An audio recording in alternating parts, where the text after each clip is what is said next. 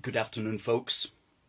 My name is Alistair McConaughey, and I'm one of the directors here at A Force for Good.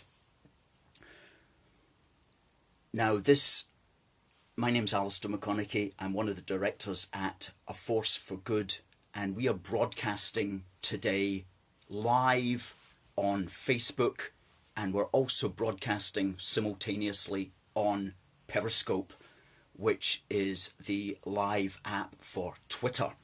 So if you are on Facebook or if you're on Twitter, please do share this link and please do retweet us if you're on Twitter.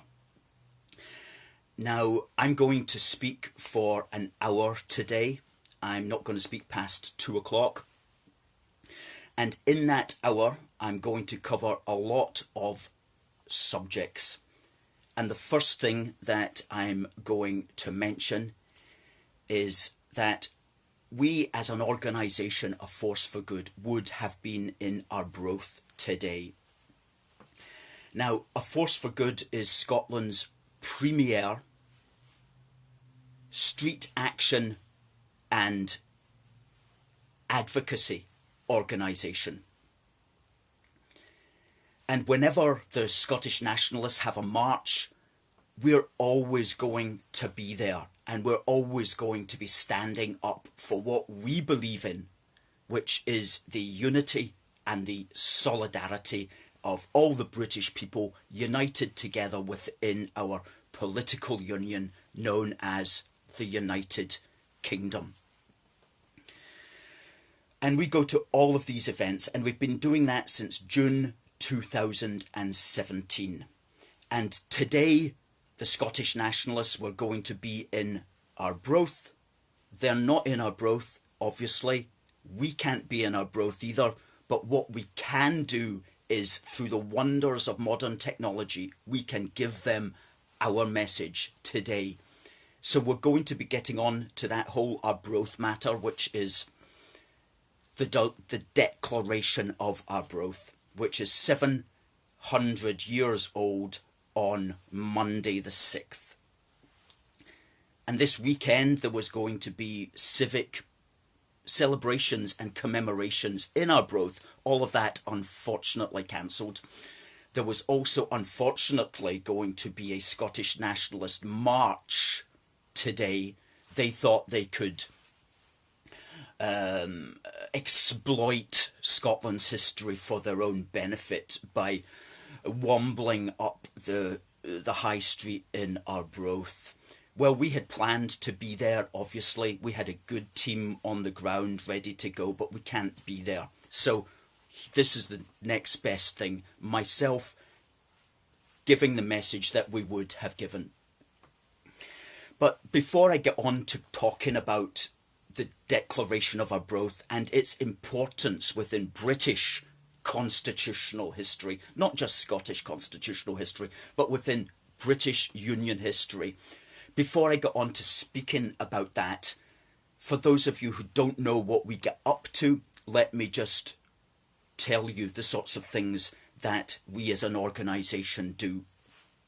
Whenever the Scottish nationalists are marching, not only are we there to give our positive message for the Union and to fly the flags of the Union, such as our wonderful A Force for Good flag, which is in the background right here. Not only that, and not only do I give them a positive message of unity and solidarity, but we also film them and we count them. And we do that in order to expose their lies. They're absolute lies about numbers. And why is that important, you might ask? What does it matter if 100,000 or 200,000 people are marching when in fact it's only 10,000? Well, it matters a great deal, because if you could organise 250,000 people to get on the streets, that would be a very big deal. And of course, they've never managed that, and they'll never ever manage that. They claimed, one of their Scottish National MPs claimed that they had 250,000 in Edinburgh last October. Well, we counted them. We had a vantage point that we filmed them at, and we counted them very carefully.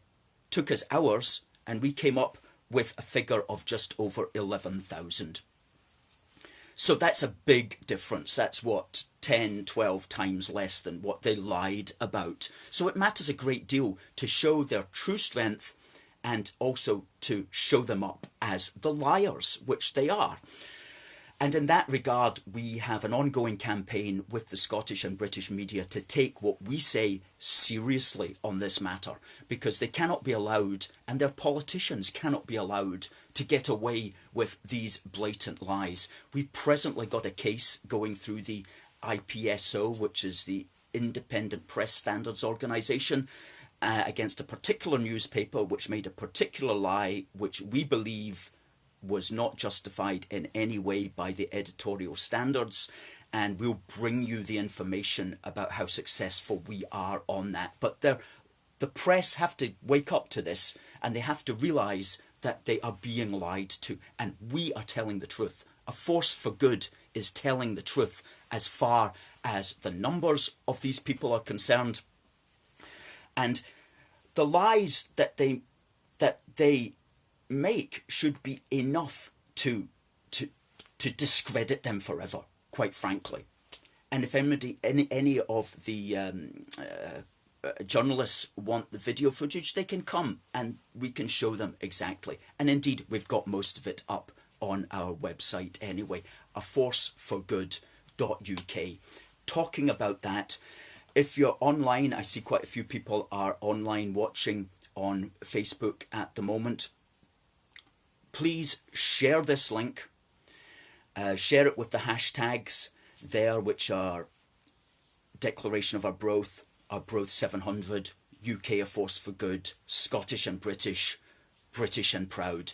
Share those into your own Facebook news feed, and also share this link into any Scottish nationalist pages, because the Scottish nationalists claim that they're going to have a virtual rally today, which is to say they're all going to be on Facebook, all talking about how they hate Britain, how much they want to break up the United Kingdom, how much they hate the Brits, and how much they love the Declaration of Arbroath. And we'll get to that in a minute, because there's really, what do the Nats care about the Declaration of Arbroath? Very little, but there is a paragraph in there which they love.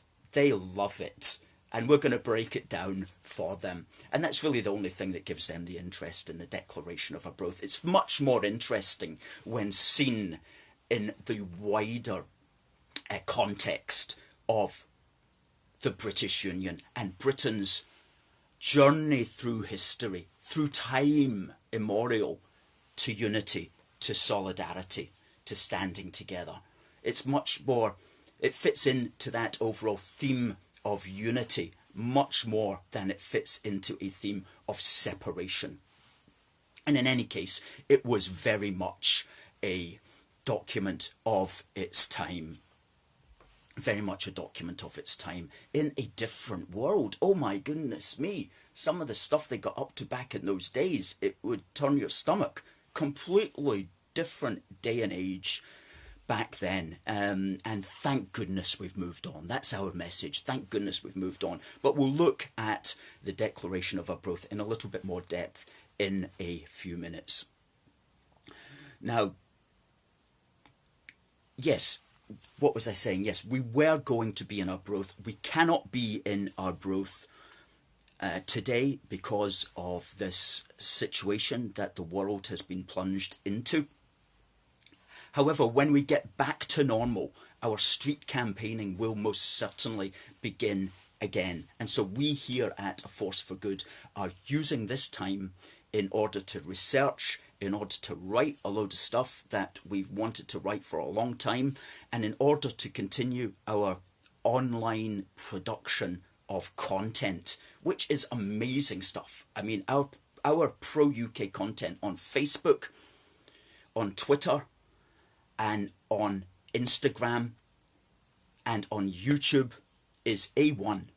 You're not going to find an organisation that's ever going to come along that's going to be able to produce the content that we can produce, the pro-UK content. It's not there, and they certainly couldn't do it for what we can produce it on, which is very, very little. We run on, as many of you know, complete shoestring, but we do it because we're passionate and because we love what we do. So, not only do we do our street campaigning when we stand to witness the Scottish nationalists marching, but we also, hey, good comment, just reading that, paid by the UK government. Yes, do you know what? Wouldn't that be amazing if we were paid by the UK government? That would show that the UK government actually cared about keeping the union together. That would be a good sign. You know, we need more evidence that the United Kingdom government actually gives a care about the union. That's something that we as unionists have come to realise over the years. It's like, what has the British government has completely dropped the ball. If you're a Scottish nationalist, Mr. Connor, and you think we are going to get paid by the British government to do what we do, you don't even understand the political reality that you are living in. Oh man, goodness me. You most certainly do not understand the political reality. Where is the British government standing up for the unity of our unitary state? Everything that we see from the British political establishment is destroying the unity of the British state in some ways. Hitherto, it even talks, for example, about the Scottish government being equal to itself. That's ridiculous. So no. The British government is not helping a force for good at all. We are trying to educate the British government to care about the union and to care about the value of keeping us all together. But yes, it would be fantastic if we were paid by the British government. Wouldn't that be amazing? Oh yes. So not only do we, on our own steam, stand up to the Scottish nationalists, but we also have street stalls. We had lots of street stalls last year. I'll just tell you exactly how many we had. 1, 2, 3, 4, 5, 6, 7, 8, 9, 10, 1, 2, 3, 4. 15 street stalls, including 8 in Glasgow last year.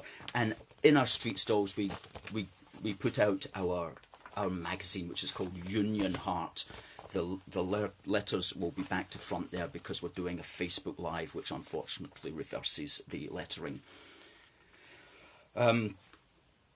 So yeah, we'll get straight back to the street stalls when all of that becomes suitable so to do. But in the meantime, we build up our social media, our Facebook, our Twitter, our Instagram and our YouTube platforms. And our Twitter platform's going through the roof. We've got 24,000 followers. I mean, we're way ahead now of any other unionist group that's out there. And that's amazing stuff that we're doing on Twitter, by the way.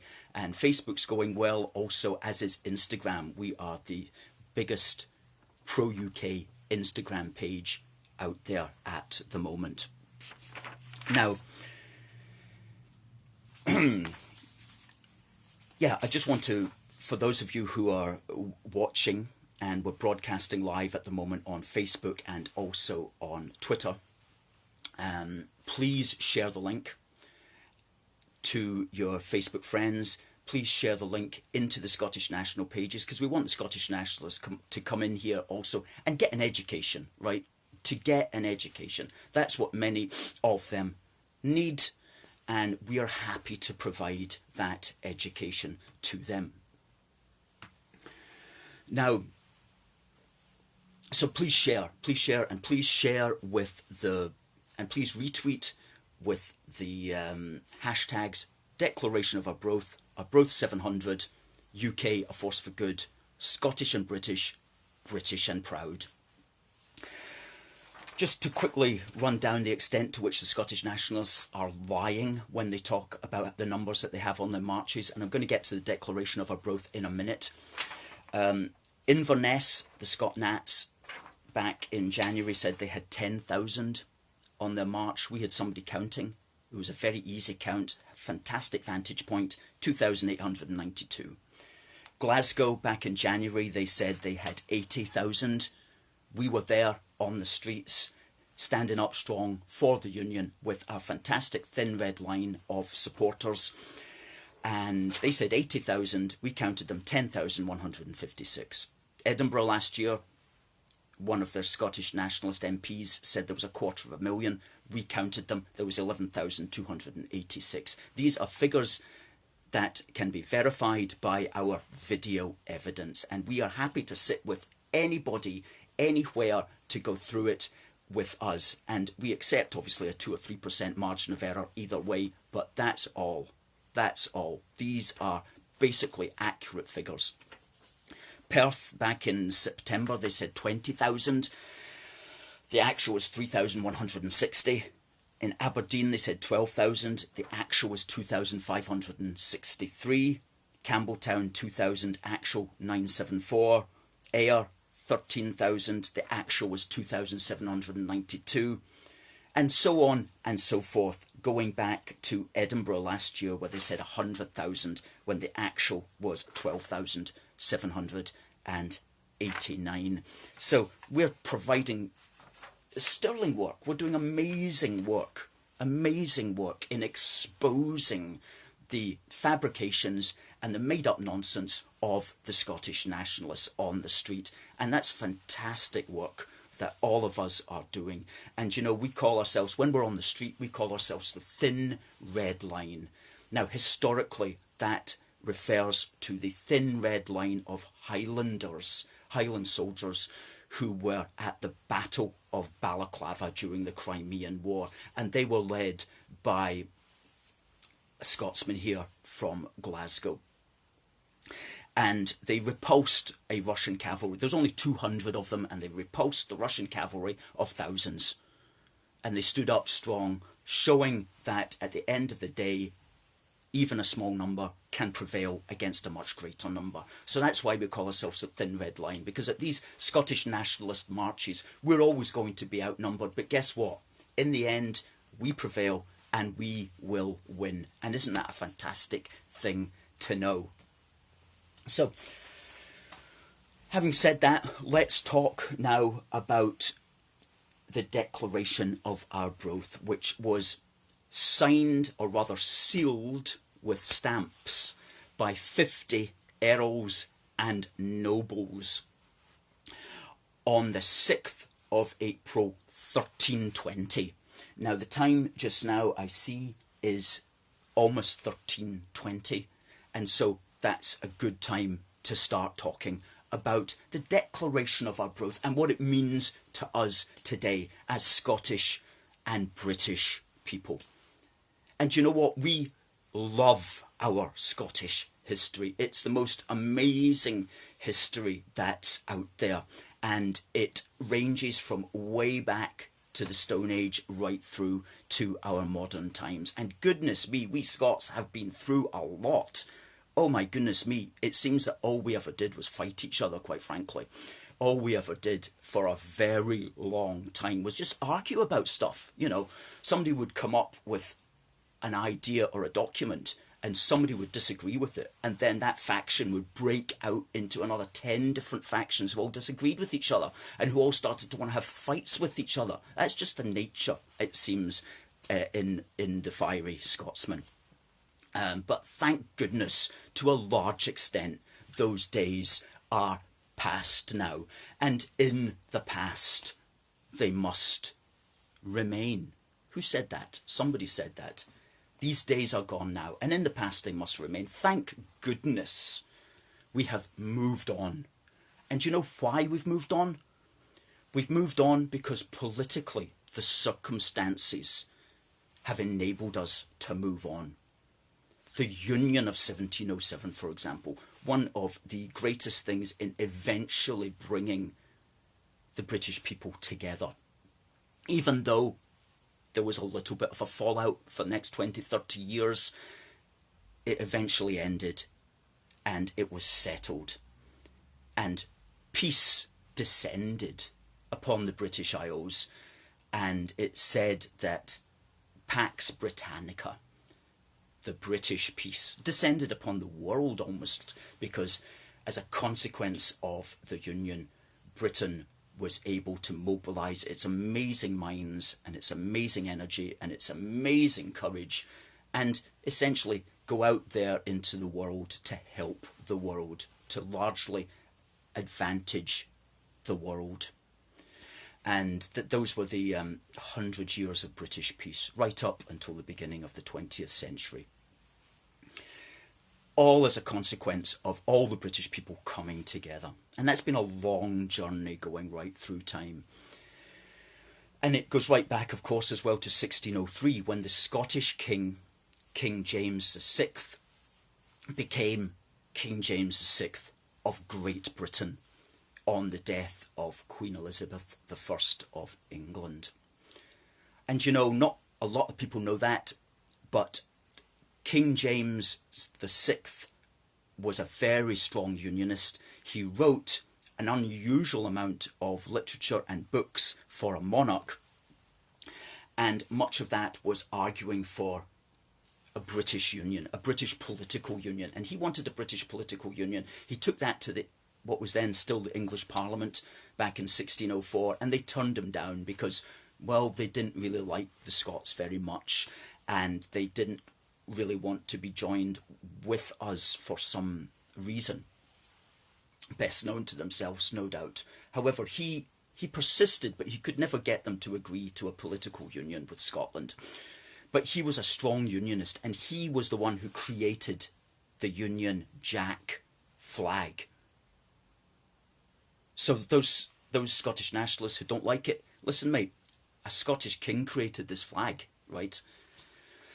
And of course, back in the day, it was the Scotland and England, St Andrew and St George crosses. And then with the Union of Ireland in 1801, the diagonal St Patrick's cross was added to make the greatest flag the world has ever known or ever will know. And indeed, the greatest design that the world will ever know, because that will never be bettered. That design will never be bettered, ever, if the world is to last for 10,000 more years, which it undoubtedly may well. So, what was I referring to there? Yes, the Declaration of Arbroath. What was all that about? Very briefly, okay? 50 nobles signed this document, which got sent to the Pope. Why did it get sent to the Pope? Well, what it was doing was it was part of a larger project which involved letters and audiences with the Pope, attempting to get him to accept that Robert the Bruce was the king of a separate kingdom, that Robert the Bruce was not Edward II's man, he was a king in his own right. And so in that sense, we can look at it today as the Scottish nationalists do, which is that it was an attempt for an independent Scotland to be accepted by the Pope, who was the authority back in those days. And you could look at it that way, certainly. However, the way we understand independent nations today, was it the same thing? Maybe not really. It was more wanting a separate kingdom. A kingdom. The concept of nations and their particular sovereignty, to the extent that was understood, it was embodied within the king, and within a kingdom. So it was still an extremely important document, because what it did was it wanted the Pope to recognise Scotland as an independent kingdom in and of itself, rather than a feudal land controlled by Edward II. It wanted the Pope to recognise Bruce as the rightful king, and it wanted the Pope to tell Edward II to leave Scotland alone, to start bothering Scotland with his antics. May it please you to admonish and exhort the King of the English, who ought to be satisfied with what belongs to him, since England used once to be enough for 7 kings or more, to leave us Scots in peace, who live in this poor little Scotland. beyond which there is no dwelling place at all, and covet nothing but our own. Well, that's the English translation of the Latin words. And we know that the Pope, we know that this was part of a wider campaign of letters that were sent, which unfortunately we don't have anymore. But we know that they existed because we have some of the replies from the Pope. So this was but one of the documents that was asking, or seeking to persuade, perhaps would be a better way of putting it. It wasn't demanding, it was seeking to persuade the Pope to go along with these ideas. And they made various arguments in that sense, one of which was that Scotland could claim a Scottish heritage as a separate people, descending way back into time, for Scotland already having had 113 kings of royal stock, the line unbroken by a single foreigner. That the Scots were almost the first to be converted to Christianity, and that the Scots had St. Andrew himself as their patron saint, who was Christ's first apostle along with his brother Peter. So they made these religious arguments in an attempt to persuade the Pope of their case. And they claimed that all was freedom and peace up to the time that Edward I stuck his oar in. And they wanted the Pope to recognise Bruce as the rightful king. Not Edward II, but rather Bruce, the king of a separate kingdom, Scotland. It was God and Robert the Bruce who had helped set free Scotland from the countless evils inflicted by Edward I, who was Edward II's father. And this is an important bit, and I'm going to develop this further. It was Bruce who, quote, that his people and his heritage might be delivered out of the hands of our enemies. He bore cheerfully toil and fatigue, hunger and peril, like another Maccabeus or Joshua.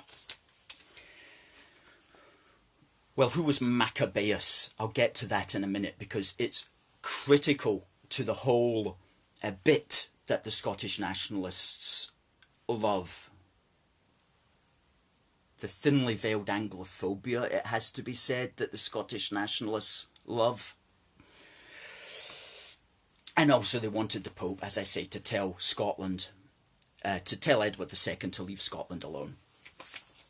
So what would the Scots give in return if the Pope was so gracious? Well, this document had been timed at the right point because the Pope was trying to raise men for a crusade. And he was wanting the Scots nobles to raise soldiers for a crusade. And the Scots said, well, how cheerfully our Lord the King and we too would go there if the King of the English would leave us alone. So in other words, would leave us in peace is the words. So in other words, okay, you give us what we want, we'll give you some men for your crusade. And they also had the brass neck to tell the Pope that if the Pope didn't do what they were trying to persuade him to do, then God would not look kindly upon him.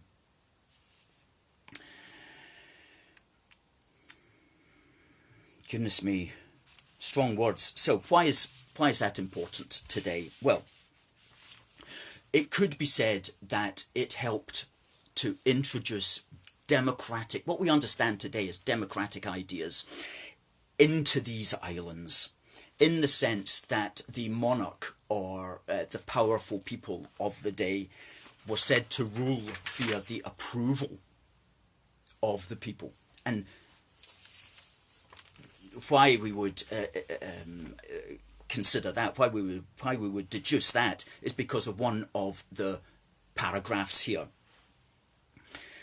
That, talking of Robert the Bruce, as the man by whom salvation has been wrought unto our people, we are bound both by his right and by his merits that our freedom may be still maintained, and by him come what may, we mean to stand. Yet, if he should give up what he has begun, seeking to make us subject to the King of England, or the English, we should exert ourselves at once to drive him out as our enemy and a subverter of his own right and ours, and we would make some other man who is well able to defend us our king. So from that we can deduce democratic principles. However, and that's important as part of Britain's constitutional history, however, it wasn't the first time that's ever been said in the British Isles. The Magna Carta of the 15th of June 1215 had said effectively the same thing to King John. The Magna Carta is usually considered an English document. It was the English barons largely trying to bring up King John under their power. So the Magna Carta made essentially the same point as the Declaration of Arbroath made 105 years later. That is, that the king, the monarch, rules by the authority of the people. Today we would understand that as our government rules by the authority of our democratic voters. So all very important stuff, and all part of a chain leading towards the democracy that we have today. I just mentioned there Magna Carta being an English event. It was actually very much a British event, because the nobles who signed their seal to the Magna Carta came mainly from England, but a representative of the Scottish king was there, Alan of Galloway. Somebody from Ireland was there, somebody from Wales was there. There was even somebody from France in order to make this point to the English king, King John. So Magna Carta is very much a British event. Scottish nationalists will say, oh, no, that's an English thing. But no, we see all of that stuff within the wide context of our British Constitution and our British history.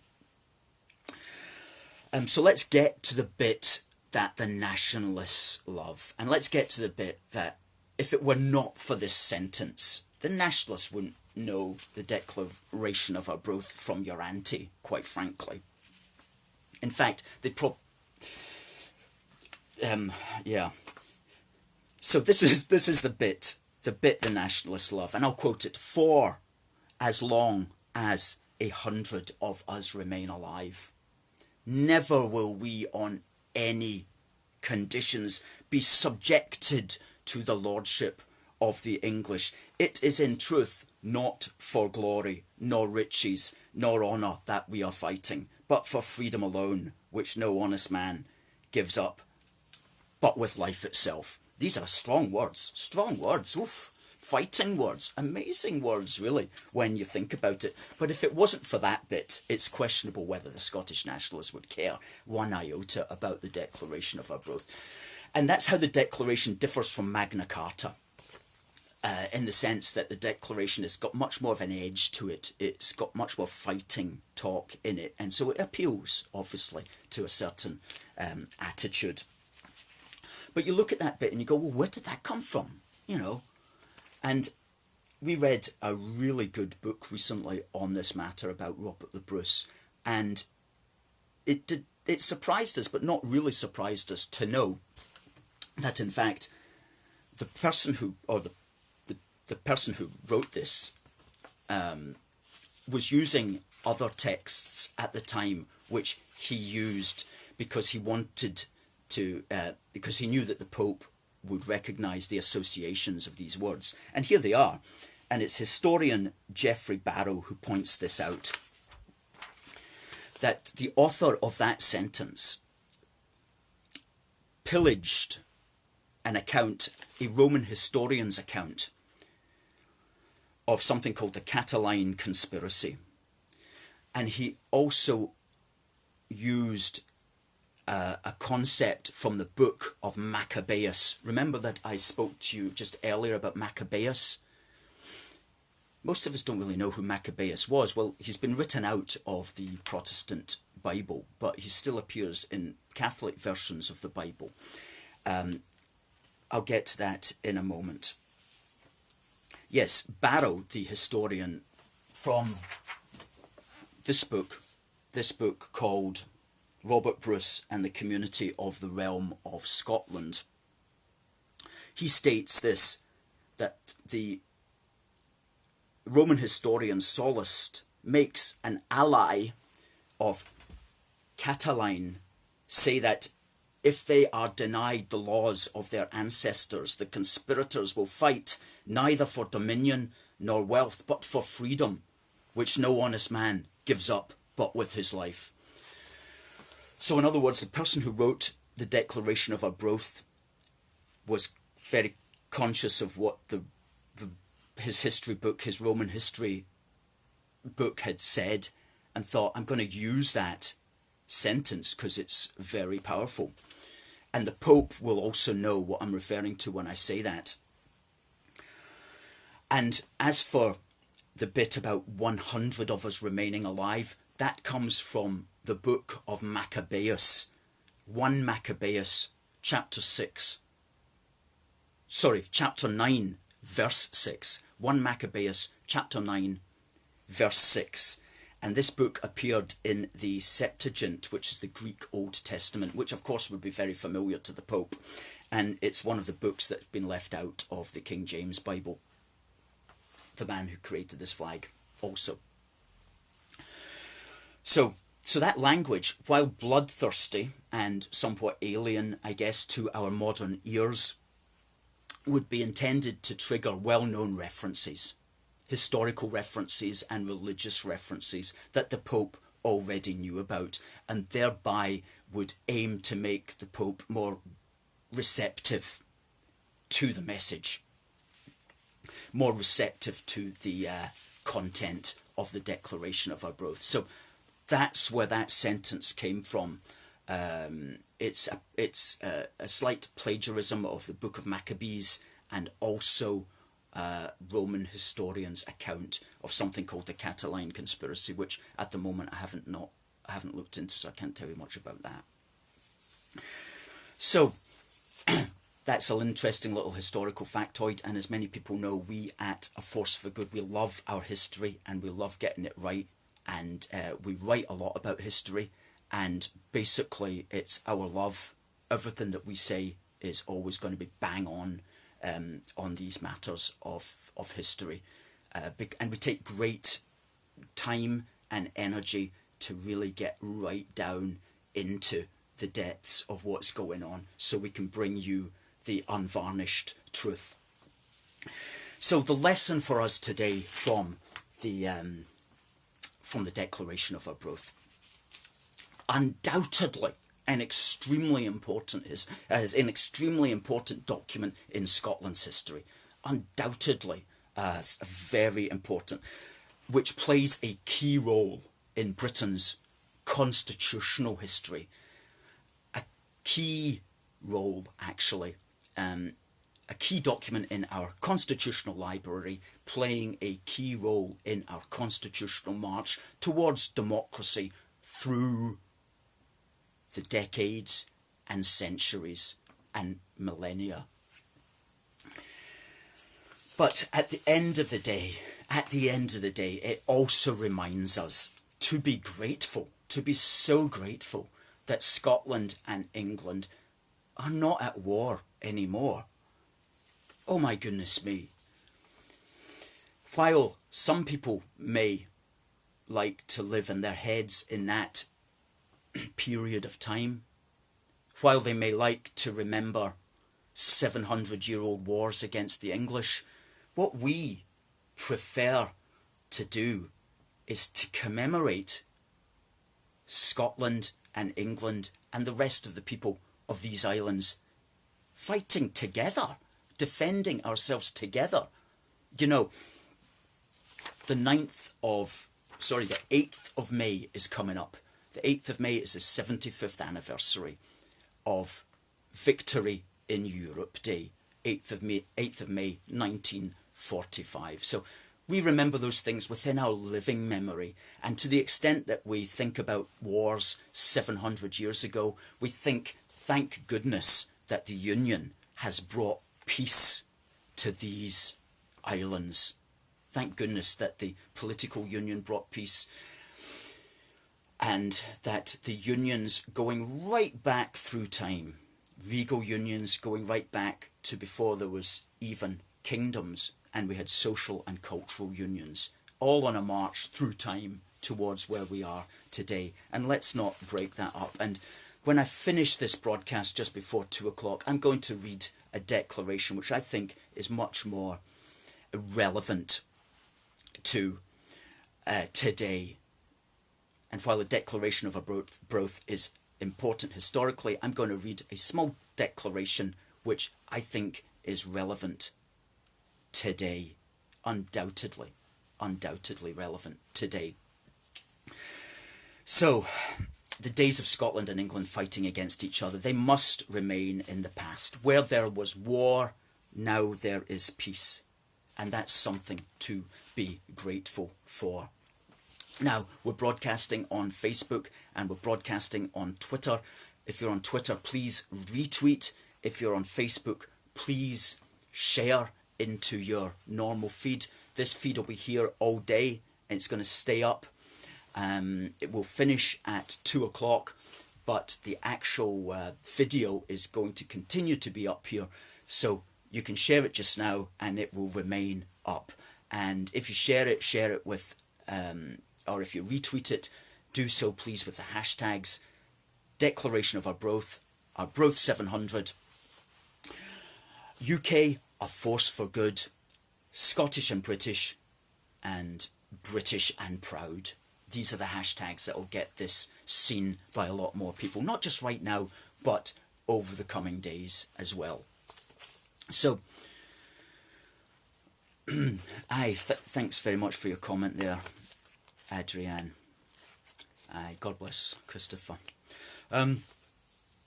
So, you know, that's about mainly all I'm going to say about the Declaration of Arbroath.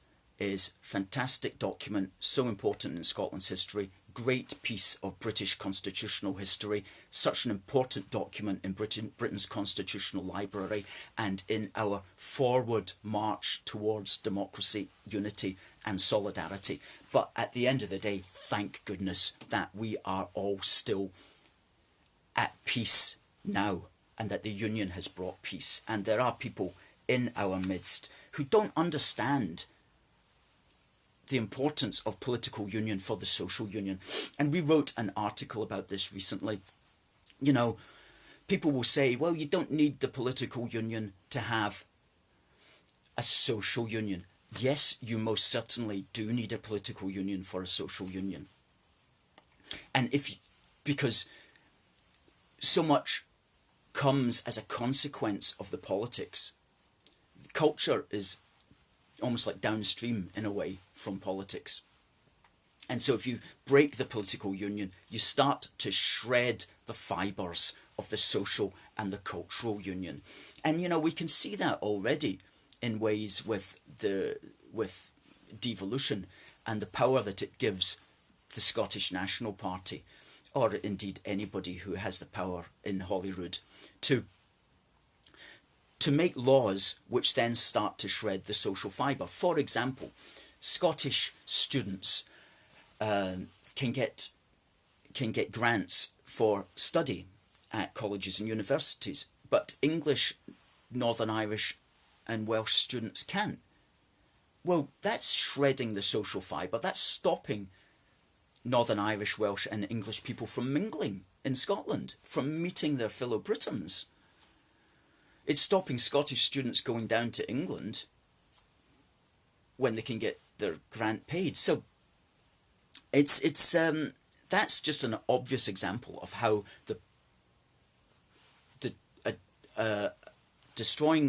trying to destroy the political union will create social union. And we see it at the moment in this response to the coronavirus. And I'm not going to get into that other than to say that, you know, the mixed messages that are coming out from Holyrood versus the messages that are coming out from Westminster. I mean, that's not a good thing. That's not good for Britain's unity in any way, shape or form. And it's not even good for addressing the problem of the virus. So, if you want social and cultural union, you do need a strong political union. Now, yeah, so that's our message on the Declaration. And I'm going to just go on now to talk a little bit more about our organisation and the important work that we do, and indeed the power that we have as an organisation in Scotland was shown undoubtedly last year when we as an organisation brought about the collapse of a national newspaper. We did not intend to do that, but the Scottish nationalists essentially ate themselves and destroyed their own newspaper. And I'll just give you a quick rundown of what that was. We stood out against the Scottish Nationalist March back on the 5th of May 2018. We were in Union Street standing up for the great British city of Glasgow. And we had our thin red line there. And the next day, the Sunday Herald, which was a Scottish National Party supporting newspaper, ran a front page picture of the march and of us, our little group, with our flags. And that was fair enough. That's what newspapers do. It showed both sides of the argument. But oh my goodness me, the very fact that the Scottish nationalists saw the Union Jack on the front of their newspaper led them to boycott it, like little children that can't get their way. They boycotted the Sunday Herald because they thought it was a unionist paper. Obviously, people who can't even read, because if they had read the paper, they would know very much that it was a Scottish National Party supporting newspaper. So they boycotted it, led, I might add, a boycott by Alex Salmond. And this went on for a couple of months. And do you know what? They brought down that newspaper. And The Guardian spoke about it. The Guardian spoke about that and summed up exactly what had happened. And this is what they said, quote, "In May, the paper admitted it had made the wrong decision after it chose to report on a pro-independence march through Glasgow by using a photo of a small number of unionist counter-protesters on its front page. However, the scale of online criticism over the decision prompted departing editor Mackay, who has been with the paper since it launched, to launch a strong defence of his newspaper. He said the abuse his team had received over the decision showed complete disconnect from reality." Absolutely. I mean, a lot of the Scottish National Party supporters, unfortunately, it has to be said, are completely disconnected from reality. And to the extent that they would bring down their own newspaper because it showed a photograph of our tremendous Union flag waving thin red line. And you know, we wrote to the Sunday Herald to try to support it because we don't want to see any newspapers going out of business. And we said, looking on from our unionist perspective, we find it remarkable that you are being called upon to justify yourself for simply behaving like a normal newspaper. It tells us a lot about the state of Scottish politics, none of which is good. For example, what does the shocking reaction to your attractive and appropriate photograph tell us about the state of a significant number of people in Scotland who seem unable to relate to mainstream media without having a conniption fit every time they are exposed to something that doesn't mirror their prejudices? Remember their anti-BBC march prior to the referendum?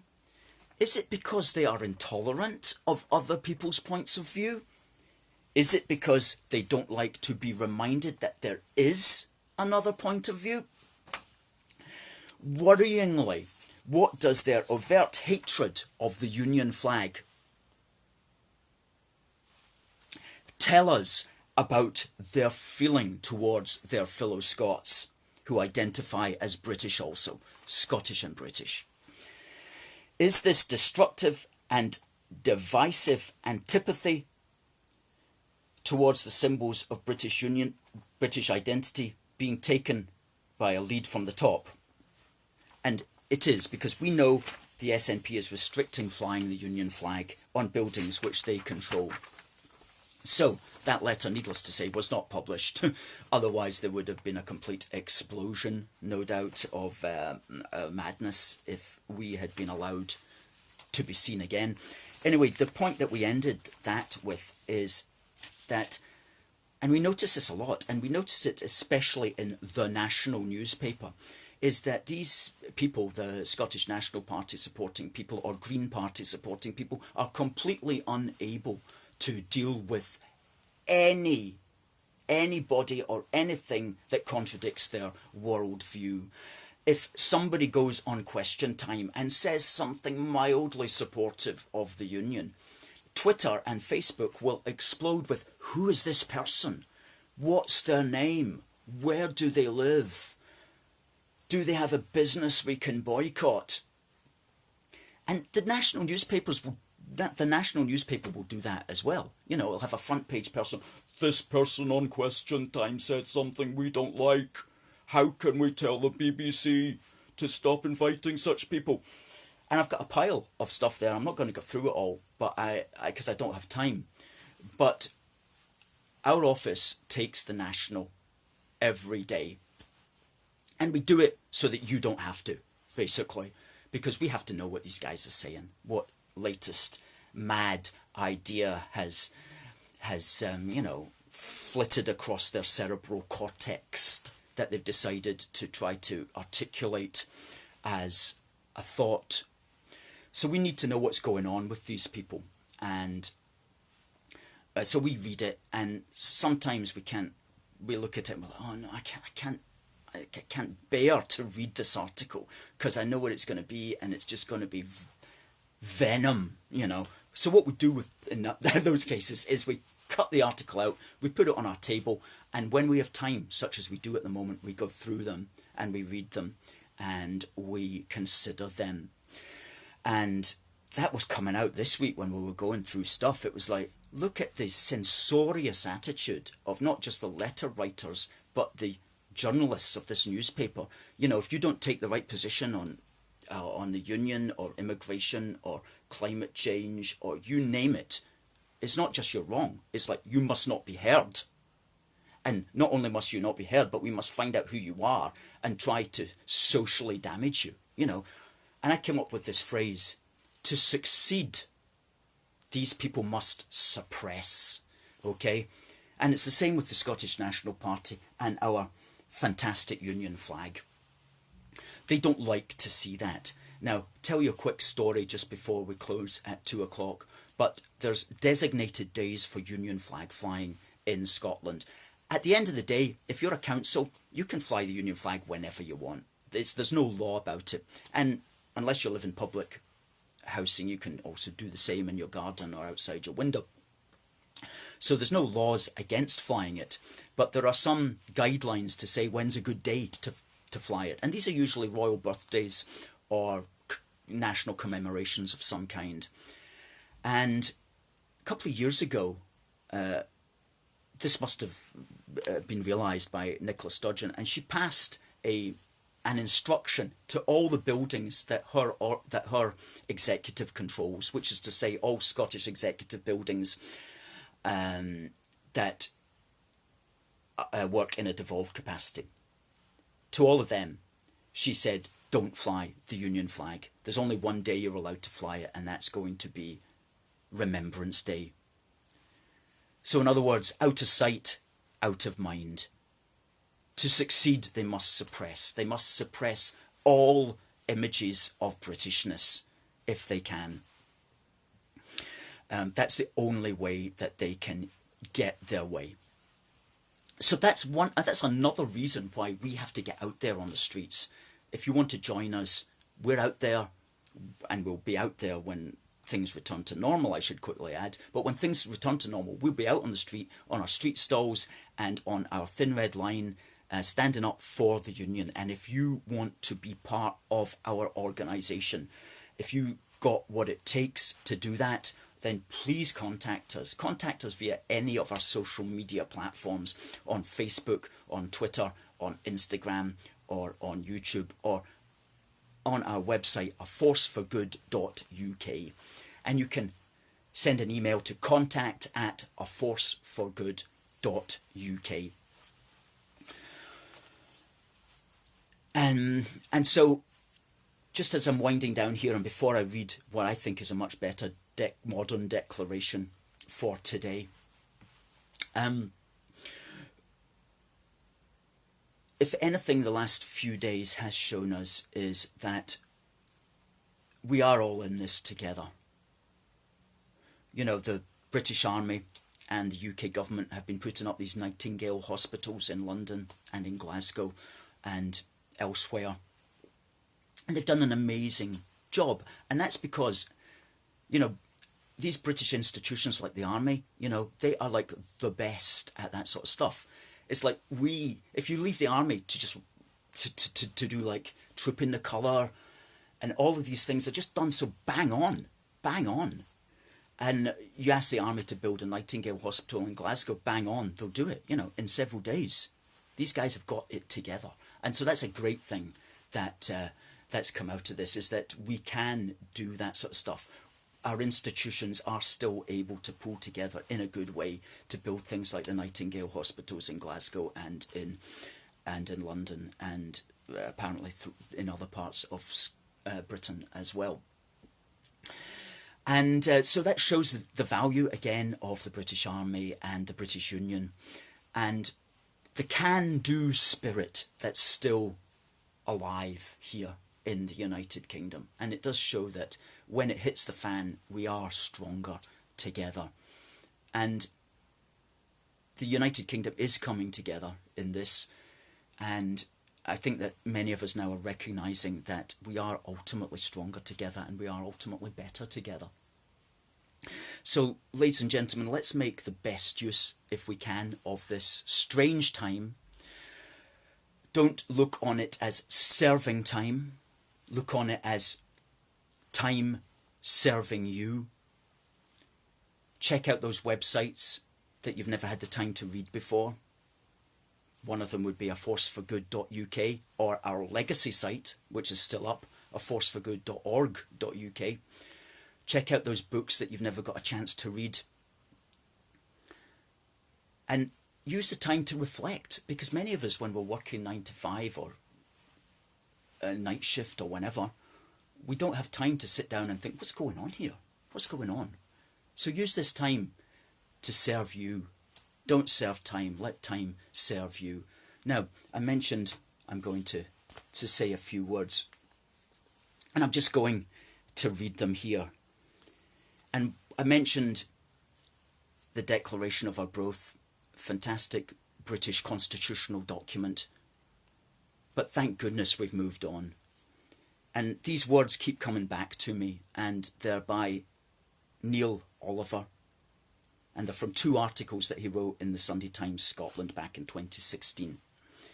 The first was on the 1st of May, which is British Union Day, the day that the Union of the Parliaments came together, 1st of May 1707. He says, and this gives us food for thought, and this is a good modern declaration for the United Kingdom. Breaking something into pieces is infinitely easier than the act of creation. Allowing a great work to fall into disrepair for want of maintenance is easier still. The Union has been the work of centuries, taken on and completed by countless selfless people, statesmen, soldiers, common citizens. Great Britain has been here so long, it can be easy to think it just happened. A work of nature, like a mountain or an ancient tree. The truth is, it was ever a fragile thing. Union is a dream, shared by a people and kept real only by their imagination and conviction. If we neglect to maintain it, the temple will fall.